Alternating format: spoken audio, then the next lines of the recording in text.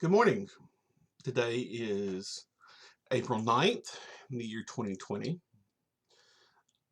We will return to our study of Mark in just a second, but I wanted to comment that today is, in the church calendar, Maundy Thursday.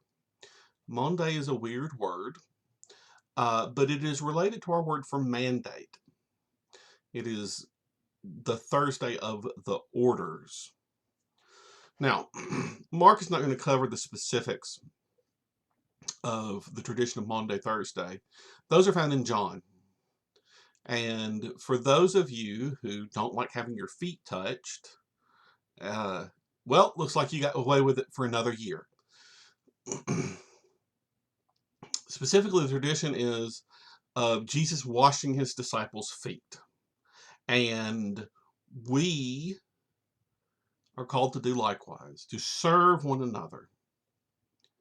Now, you may find it hard to serve one another in isolation, but you can do things. You can call people who you know need it. You might be able to spend money online at local businesses that are still open. Even if you just buy gift cards. Small businesses around the country are hurting. And this is a way of helping your neighbors by giving them a little extra in a time of need. When this is all over, we're going to be doing a lot of service. We'll need to. So be thinking about that on a day when, for, well, not quite 2,000 years, the church has practiced humility and service to other people. Think about how you might serve when this is all over. We return now to Mark chapter 14. We will not complete all of 14 today. It's a very long chapter. But we will cover some significant events leading up to the crucifixion. Now the Passover and the Feast of Unleavened Bread were only 2 days away, and the chief priests and the teachers of the law were looking for some sly way to arrest and kill him. But not during the feast, they said, or the people may riot. While he was in Bethany, reclining at the table in the home of a man known as Simon the leper, a woman came with an alabaster jar of very expensive perfume made of pure nard. She broke the jar and poured the perfume on his head. Some of those present were saying indignantly to one another, "Why this waste of perfume? It could have been sold for more than a year's wages and the money given to the poor." And they rebuked her harshly. "Leave her alone," said Jesus. "Why are you bothering her? She has done a beautiful thing. The poor you will always have with you, and you can help them any time you want, but you will not always have me. She did what she could. She poured perfume on my body before to prepare me for my burial. To tell you the truth, wherever the gospel is preached to the world, what she has done will also be told in memory of her." Then Judas Iscariot, one of the 12, went to the chief priests to betray Jesus to them. They were delighted to hear this and promised to give him money, so he watched for an opportunity to hand him over. Now, story is told in different ways in different gospels. And whether it occurred many times or whether it gets conflated is unclear.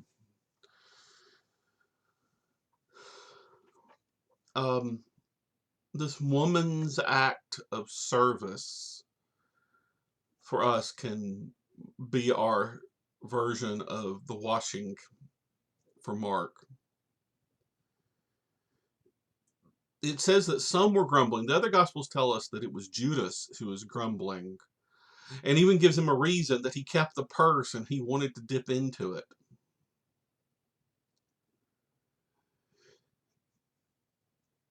Mark associates this event with Judas's decision to betray Jesus. And I've always wondered why. Why did he decide to betray Jesus?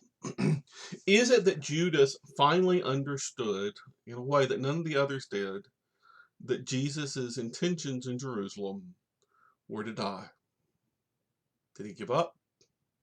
Did he finally decide that Jesus wasn't what he thought he was going to be and couldn't live with it? Was he really so greedy that he would betray a man that he had been with night and day for nearly 3 years? We don't know. We don't know what Judas's motivations were. But I think Judas can serve as a warning to us. There may be things that we think we will never do until we find ourselves in the right desperate circumstances. Well, we might say that Judas's betrayal was necessary for the will of God to be accomplished. That does not absolve him of guilt. We need to be careful. Prepare ourselves for bad times. We're finding out that a lot of people haven't in this pandemic. That a lot of preparations that should have been in place weren't. That a lot of things we took for granted didn't hold. Moral crises come just the same. If we are not prepared morally, if we have not considered ourselves and our positions, if we have not devoted ourselves to the right way of thinking, in that crucible, in that moment of conflict, we may find ourselves betraying Jesus as surely as Judas did. This is why it's so important for us to do Bible study. It's why it's so important for us to be around other Christians, maturing Christians, so that we can grow and not be found wanting when we're unsure of what's going to happen to us. On the first day of the Feast of Unleavened Bread, when it was customary to sacrifice the Passover lamb, Jesus' disciples asked him, "Where do you want us to go and make preparations for you to eat the Passover?" So he sent 2 of his disciples, telling them, "Go into the city, and a man carrying a jar of water will meet you. Follow him. Say to the owner of the house he enters, 'The teacher asks, where is my guest room, where I may eat the Passover with my disciples?' He will show you to a large upper room, furnished and ready.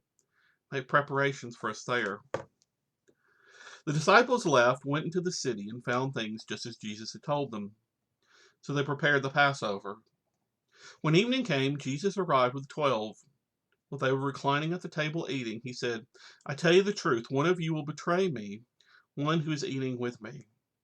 They were saddened, and one by one said to him, "Surely not I." "It is one of the 12, he replied, "one who dips bread into the bowl with me. The Son of Man will go just as it is written about him. But woe to the man who betrays the Son of Man. It would be better for him if he had not been born." While they were eating, Jesus took bread, gave thanks, and broke it, and gave it to his disciples, saying, "Take, this is my body." Then he took the cup, gave thanks, and offered it to them. They all drank from it. "This is the blood of the covenant, which is poured out for many," he said to them. "I tell you the truth, I will not drink again of the fruit of the vine until the day when I drink it anew in the kingdom of God." When they had sung a hymn, they went out to the Mount of Olives. I think, talk about the Lord's Supper sufficiently that I don't need to cover much here. Notice that the disciples still had questions. They no, it's not me. When they said someone would betray Jesus. But did they wonder if they were capable of it? Verse 27. "You will fall away," Jesus told them, "for it is written, 'I will strike the shepherd, and the sheep will be scattered.' But after I have risen, I will go ahead of you into Galilee." Peter declared, "Even if all fall away, I will not." "I tell you the truth," Jesus answered. "Today, yes, tonight, before the rooster crows twice, you yourself will disown me 3 times." But Peter insisted emphatically, "Even I have to die with you, I will never disown you." And all the others said the same. Okay, so this goes back to what I was just saying a few minutes ago about Judas betraying Jesus. Peter's betrayal, his disowning, was not nearly as severe, and much more understandable. He was afraid and confused. He did not know what was going to happen. Remember our audience for Mark. They are people who are afraid and confused. They know that public acknowledgement of Jesus might lead to their death. And so we have Peter here in a moment of crisis doing the same thing. I wonder, what positions do we find ourselves in our lives where we do not so much deny Christ by our words, but deny Christ by our actions? Where, because we have found ourselves of divided allegiances, split loyalties, social pressure, a wisdom of the mass that leads us to certain conclusions, do we deny Jesus by denying the very things he said and did? When he emphasizes our need to take care of the poor, the outsider, the stranger, the sick, the ones orphaned, widowed, and in need, but we think with other motivations, with other purposes, do we deny Jesus? We might think to ourselves, oh, we would have been better than Peter. But I think far too often we do the same thing he did over and over again and don't even realize it. Peter, at least, knew what he had done by the end of the night. They went to a place called Gethsemane, and Jesus said to his disciples, "Sit here while I pray." He took Peter, James, and John along with him, and he began to deeply distressed and troubled. "My soul is overwhelmed with sorrow to the point of death," he said to them. "Stay here and keep watch." Going a little further, he fell on the ground and prayed that if it was possible, the hour might pass from him. "Abba, Father," he said, "everything is possible for you. Take this cup from me, yet not what I will, but what you will." We capable of that? Of knowing the moment of our betrayal, of our torture and death? Are we capable of saying, "God, I don't want to do this, but not what I will, what you"? Are we capable of that kind of surrender? We are told to act in our own best interest. Christ didn't. We are told to look out for number one. Christ didn't. On a day that we commemorate and celebrate humility and service, are we capable of considering where we are not humble and where we fail to serve totally and completely the way Jesus did? Then he returned to his disciples and, guess what? Found them sleeping. They do that a lot. Peter, James, and John seem to have some kind of narcolepsy. Jesus is always taking them off by themselves. He is always going a little further to pray and is always coming back to find them sleeping. "Simon," he said to Peter, "are you asleep? Could you not keep watch for 1 hour? Watch and pray so that you will not fall into temptation. The spirit is willing, but the body is weak. Once more he sent away and prayed the same thing. When he came back, he again found them sleeping, because their eyes were heavy. They did not know what to say to him. Returning the third time, he said to them, "Are you still sleeping and resting? Enough! The hour has come. Look, the Son of Man is betrayed into the hands of sinners. Rise, let us go. Here comes my betrayer."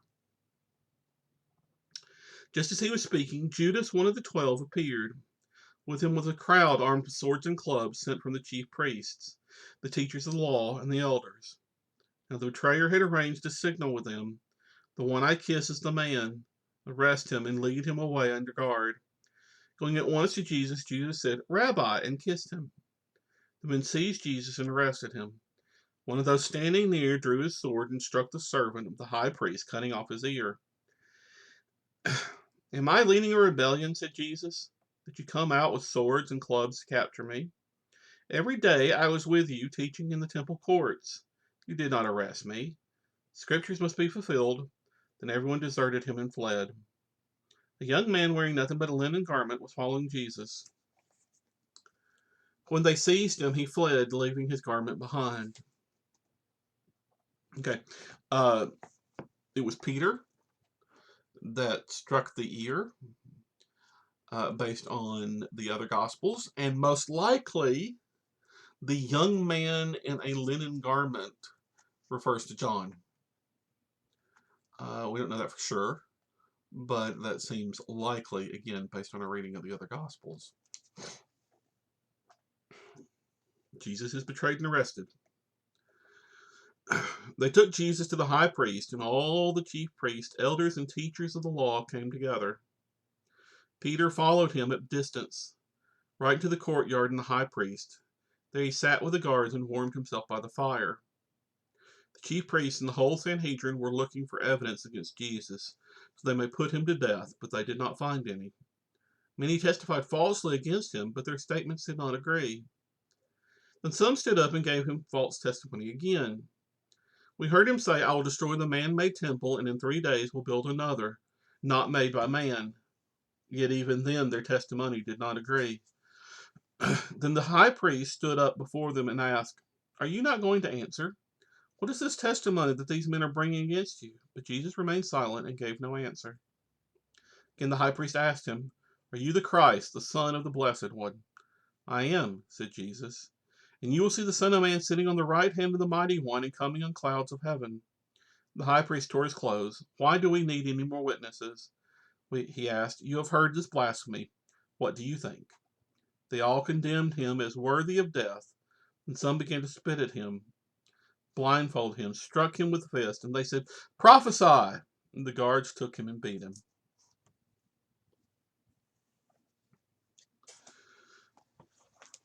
Jesus goes calmly to his end, betrayed on all sides, yet nevertheless secure that he is following the will of God.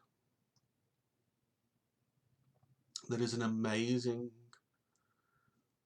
kind of peace in the face of terror. I don't know about you. There have been moments in my life where I was so sure I was doing the right thing that even all kinds of distressed anxiety wouldn't sway me from it. And I was right, often. There are times when, in spite of circumstances, I keep to decisions I have made simply because I know they are the will of God.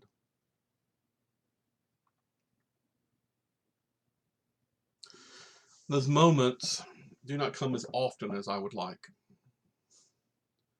Like everybody else, I get